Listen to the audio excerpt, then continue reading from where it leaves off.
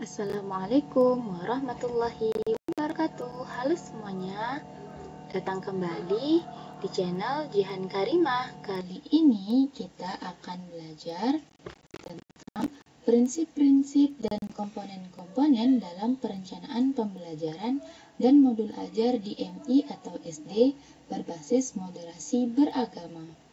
Nah, apa saja subtopik pembahasannya?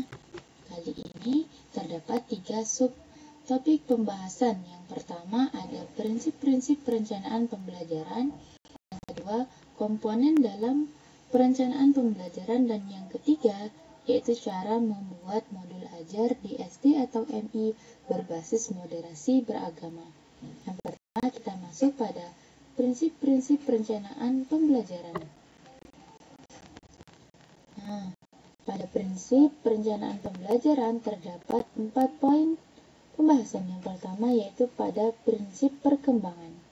Nah, pada prinsip perkembangan itu memiliki makna bahwa anak yang sedang belajar itu berada dalam proses perkembangan dan akan terus berkembang. Oleh karena itu, pada setiap tahap perkembangan anak memiliki kemampuan yang berbeda-beda. Sehingga pada waktu pemilihan bahan dan metode mengajar, guru hendaknya memperhatikan dan menyesuaikan dengan kemampuan anak. Nah, yang kedua yaitu prinsip perbedaan individu.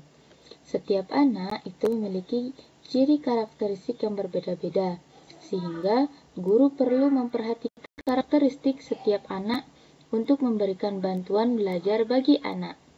Yang ketiga yaitu prinsip minat dan kebutuhan anak.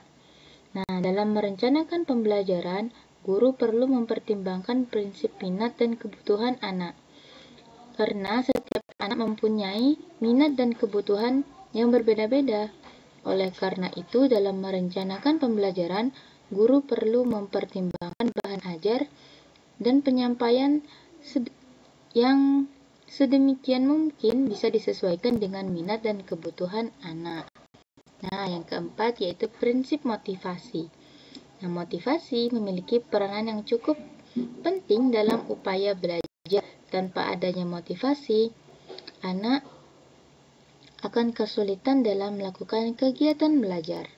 Jadi, itu 4 poin dari prinsip-prinsip perencanaan pembelajaran. Kita kembali lagi. Kita masuk pada subtopik yang kedua yaitu komponen dalam perencanaan pembelajaran. Nah, terdapat 3 komponen dalam perencanaan pembelajaran berbasis moderasi beragama. Yang pertama tentunya terdapat tujuan.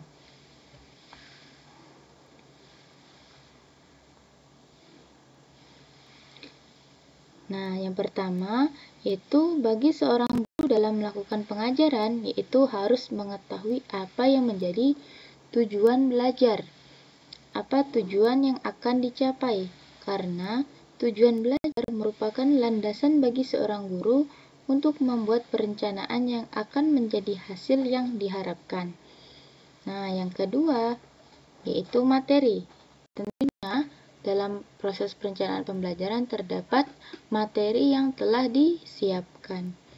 Nah, selain tujuan, komponen esensial kedua yang harus ada dalam perencanaan pembelajaran yaitu materi ajar. Materi merupakan bagian dari struktur keilmuan suatu bahan kajian yang dapat berupa pengertian konseptual, isi, proses, atau keterampilan. Nah, materi ini menjadi bagian penting dalam melakukan perencanaan karena materi yang akan menjadi bekal untuk memperoleh hasil belajar. Yang ketiga yaitu metode. Nah, setelah memahami tujuan dan materi yang harus diterapkan pada perencanaan pembelajaran, yaitu komponen lainnya yaitu metode pembelajaran. Setiap orang itu akan memperoleh proses pembelajaran yang diinginkan, yang pasti menggunakan metode yang berbeda-beda. Nah, dalam pembelajaran, metode digunakan untuk mencapai hasil belajar dengan memperhatikan tujuan dan materi ajar. Nah, metode ini artinya itu jalan atau cara untuk mencapai tujuan pembelajaran. Oke, setelah itu kita masuk pada subtopik yang ketiga, yaitu cara membuat modul ajar di SD atau MI berbasis moderasi beragama. Nah, yang pertama yaitu menentukan tujuan pembelajaran. Apa yang menjadi tujuan pembelajaran? Nah, langkah pertama ini dalam menyusun modul ajar berbasis moderasi beragama adalah menetapkan tujuan yang jelas tentunya. Nah, tujuan ini mencakup penguasaan materi serta pengembangan sikap toleran terhadap keberagaman. Sebagai contoh, tujuan pembelajaran di mata pelajaran agama Islam yang difokuskan pada pemahaman bahwa agama Islam mengajarkan kedamaian dan menghargai umat beragama lainnya. Yang kedua, yaitu menyusun materi yang inklusif. Inklusif ini artinya menyeluruh, di mana materi yang dimasukkan dalam modul ajar harus disesuaikan dengan nilai-nilai moderasi beragama.